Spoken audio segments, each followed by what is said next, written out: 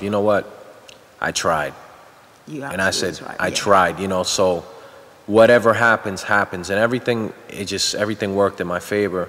We got the lights, you know, and then I remember walking on the first day at this location that we got, this place called Film London. And I also want to, you know, thank them as well. Yes. Because they're a place that encourage young filmmakers in London to make their films. They help, you know, different filmmakers.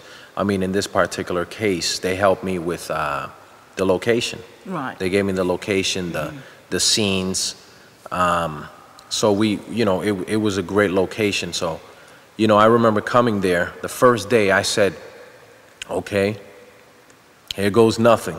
Here goes nothing. I'm gonna try. I don't know what I'm. Try and I don't know what I'm doing. Yeah. I don't know what I'm doing, but I know I'm doing something. Yeah. You know, my wife is proud of me, and so is my daughter. Let me see how far I can get before we go, hey, we don't know what we're doing. Did your team look at you and think, what is he doing? You know, no, I gave everybody their own creative expression. Everybody was able to, you know, add their little 2 cents here, you know, make suggestions, because I'm not the type of director that I don't want to hear nothing. And how were you able to cast, you know, for it with a very small budget? You know? Well, you know, on a low budget film, you always, I mean, some films, I mean, it's sad to say, some short films, you sometimes don't get paid, you know. Yeah. But I negotiated a small fee to my actors and my lead actress and everything. And, you know, they understood that's what a short film is. And they liked the script. They really liked the script. Yeah. Anyone famous? Anyone famous? You know, funny enough, I did get a few people sending their pictures for auditions, you know. I don't really want to say who they were, but...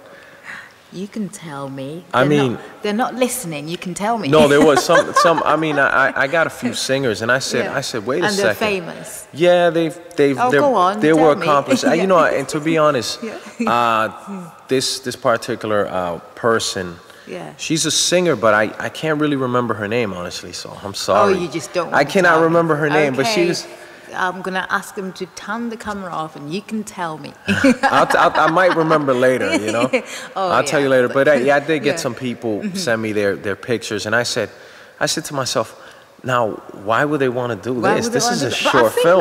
I think the script was very interesting. The monologue is quite, you know. No, the monologue is. Film, so, I mean, at the end, you know, when we finished the project, and I took, you know, the film. My hard drive back to New York, you know, with my editor. You know, I asked him, I said, what should we call the film? He said, oh, that's simple.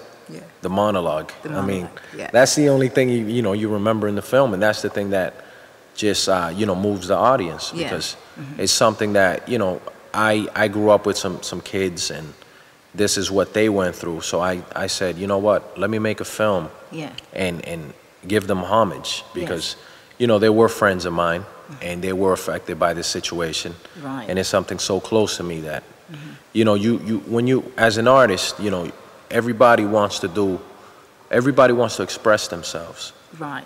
The only way you can express yourself thoroughly is if what you're saying is something that you believe in. Absolutely. So if you're saying something that really you don't believe in, the audience is not going to really, they're not going to feel the pain if there is any pain, or they're not going to feel the joy if you don't. So what did you learn from producing the monologue? I learned that, you know what, you need a lot more money to do a short film, number one. You know, that's always the top, yes. When you do a short film, you have to have a big producer, because I learned that a producer is the person that pays pretty much for everything. You just call him and go, hey, you know, Bob, Bill, whatever his name is, I need some gels on set, and they deliver them like pizza. Yeah. You know, but we went through a conflict in particular, when we were shooting the actual monologue scene, the monologue slam scene, where one of the gels burned, and my cinematographer said, he told me, he said, we have 2 gels.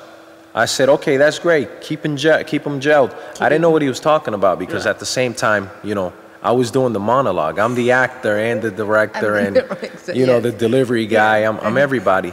So he said, yeah, we're down to 1.5 gels. I said, what are you talking about? He said, this gel has a hole in it because it burned. I said, well, let's shoot it however. With you know, and it's funny enough, everything came out perfect. Right. It was perfect. The lighting was just, you know, one side was a little dark and one side was blue, and it was just like, wow, how do you get that great lighting? Yeah. And it's funny enough, you just get a gel that burns. So I suppose the second thing you learned was don't panic. No, I Everything never. will be fine. I never panicked throughout the whole shoot, because you know I believe that sometimes when things are meant to be, they're meant to be. Absolutely. And you got to believe in what you want to achieve, and you got to keep moving forward. Doesn't matter if the lights burn. If the lights burn, then you know what? We'll light candles. I was determined to find a way. You know, if I found a way to get all the money for this film, get the camera, get the crew, get all the actors, all the locations, and transportation, you know, I mean, I'm not gonna let one little light shut my production down. So, are you writing anything at the moment? Right now, we've talked to a few people who are actually interested in trying to make my short into a feature film. You know, but I know, you can't get ahead of yourself. You can't rush things. Right. You know, I'm looking for, a great writer to collaborate with. Right. Where we're gonna sit down and, just recreate a masterpiece. Anytime soon? Well, I mean, I was approached at this film festival, and this young kid, I mean, he's not that, he's like 23 or something. Yeah. He sent me a clip that same night of a short film that he did, and the footage that he had, the cameras that he was using. And I looked at it and I said, wow, I said, that camera looks a little better than mine. It looks a lot better than mine. Yeah. So I emailed him back and I said, yeah, I'd love to shoot the feature, but we're gonna need some money. You can't shoot a movie with no money. Because you've already learned your first lesson. Yeah, you need money. And yes. he told me, he said, I have my camera guy, I have my editor, I have my crew, and they're ready to go when you are. Yes.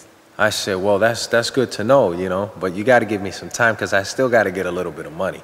I mean, even if we don't use the money for the editing or to pay the camera crew. Right. We still need money for some croissants and some coffee.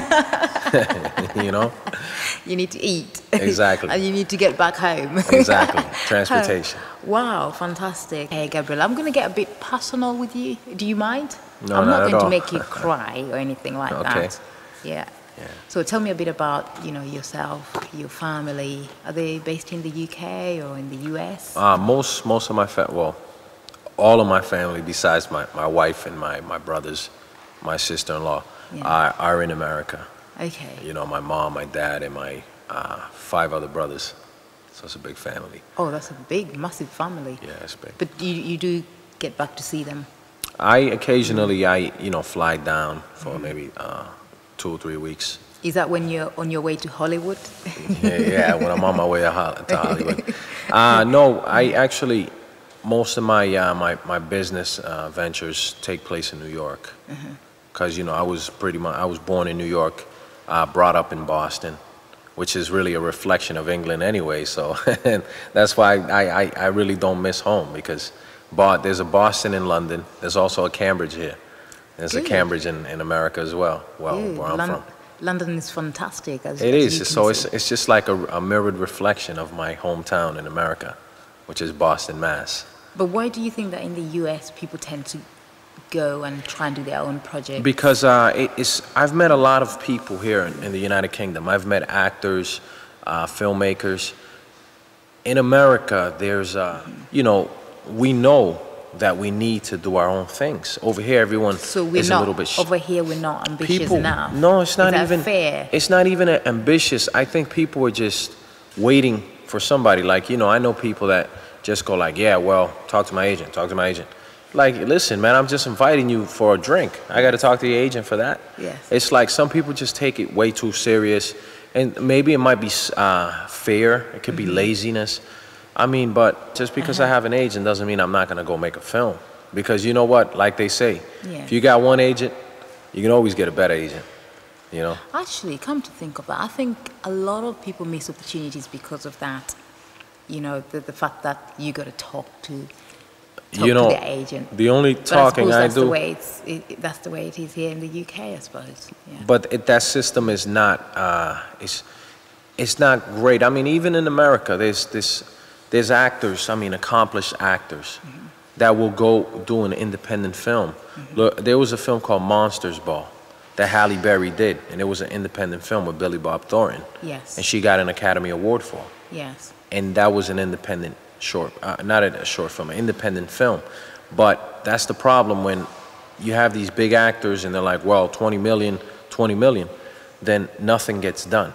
Right. Except the studios and the production companies that have the money to give an a big name, $1 million just to read a script.